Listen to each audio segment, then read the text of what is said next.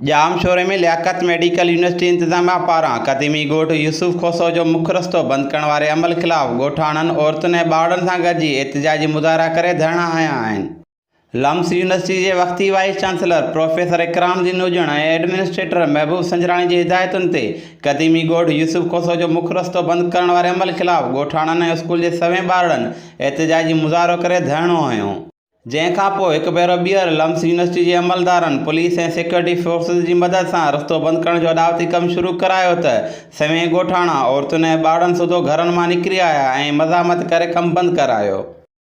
इन मौक़े ते लम्स यूनिवर्सिटी जे मुलाज़िमनि ऐं ॻोठाणनि विच में चकरियूं पिणु थियूं, जंहिं दौरान लम्स यूनिवर्सिटी जे मुलाज़िमनि कुर्बान सुमरो ऐं सईद लाशारी जी अॻुवाणीअ में एहतिजाज कंदे ॻोठाणनि ते मुबैना तशद्दुद पिणु कयो, जंहिं दौरान पुलिस विच में पई झेड़ो टारियो। ॻोठ आहे जंहिंखे ज़ुल्फ़ार अली भुट्टे पंहिंजे दौर में लीज़ करे ॾिनियूं ऐं उन ॻोठ खे ड्राइण या उन ॻोठ खे सताइण हिननि जो अलाए कहिड़ो रवैयो आहे, ॻाल्हि सम्झ में त अचे कोन थी।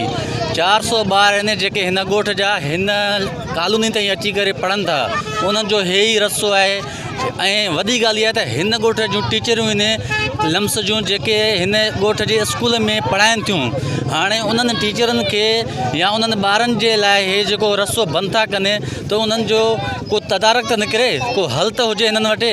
अपील आहे त असांजो ॻोठ जो रस्ते जो मसइलो हल कयो वञे।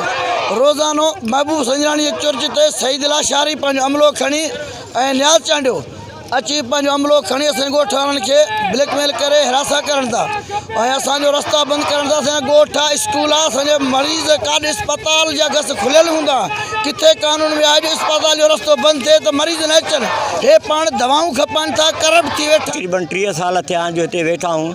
असांजो क़दीमी रस्तो हितां आहे जेको असां अचणु वञणु, हाणे असांजा ॿार जेके आहिनि स्कूल पढ़नि था पिया, हे करप्ट जेको विसियो आहे हिते विसी पहुतो आहे जेको सो इकराम हुजण, ही सॼी शरात उन जी आहे। असांजा रस्ता जेके पुराणा आहिनि अॻियां विसी केतिरा बि आया, पंहिंजो कोट फिराया, पर रस्तो असांखे हिननि ॾिनो। हाणे करप्ट विसी आयो आहे जेको असांजा रस्ता बंदि थो करे। असांजो कमु घटि में घटि 250-300 छोकिरो आहे जेको असांजे हिन कॉलोनी में पढ़ंदो आहे, उन लाइ रस्तो बंदि करे थो वञे। असां अपील था कयूं पंहिंजे वज़ीर आला सिंध खे ऐं हितां जे MPA ऐं MNA खे त असांजो हिते क़दीमी रस्तो आहे, असांजो रस्तो जेको बंदि करे थो वञे, इहो असांखे रस्तो खोलाए वञे। हिकिड़ो मेन रस्तो आहे, नंढड़ा ॿार पढ़नि था, उहो बि अचनि था, बदमाशी कयो, हथियार खयो, ब्लाक खयो, गाॾियूं कायो, चवंदा बंदि था कयूं, हितां न लंघो। असां आख़िर काॾे वञूं? असां मिसकिन हिते वेठा आहियूं, झंग में बर में पंहिंजा बचा था अचूं सूरनि सां, उनजे लाइ बि असांखे रस्ते नथा ॾियनि, रस्तो बंदि था कनि। असांखे बंदि आहे ॾाढो, हितां असांखे वेझो आहे, असांखे 8 बजे वञिणो आहे, त असांखे पंहिंजो रस्तो खपे। यूसुफ ॻोठ जो रस्तो असां बंदि कयो थो वञे। असांजे नंढड़ा नंढड़ा बचड़ा, असांजे भाइर भेणियूं, असांजी काॾे वञूं? असांजी पंहिंजी तालीम बर्बादी थिए, असांजे परियां कब्रिस्तान खां रस्तो ॾिनो थो वञे। इहो परे आहे रस्तो, असांखे सुबुह 8 बजे स्कूल वञिणो थो पए। असांखे रस्तो खपे, असांखे होॾां हिकिड़ो रस्तो मिलियल आहे, उहो पर 3 कलाकनि जो पंधु आहे। असांखे हिते 8 बजे स्कूल पुॼणो आहे, असांखे हे रस्तो आहे जेको वेझो आहे, असांखे हितां टुपी था सघूं।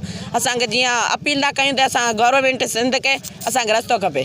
ॻोठाणनि PP चेयरमैन बिलावल भुट्टो ज़रदारी, सिंध जे वॾे वज़ीर सैयद मुराद अली शाह, IG सिंध ऐं ॿियनि वसवारनि खां मुतालबो कयो आहे त लम्स यूनिवर्सिटी इंतज़ामिया जे ज़ियादतियुनि जो नोटिस वठी इंसाफ़ ऐं तहफ़्फ़ुज़ फ़राहम कयो वञे।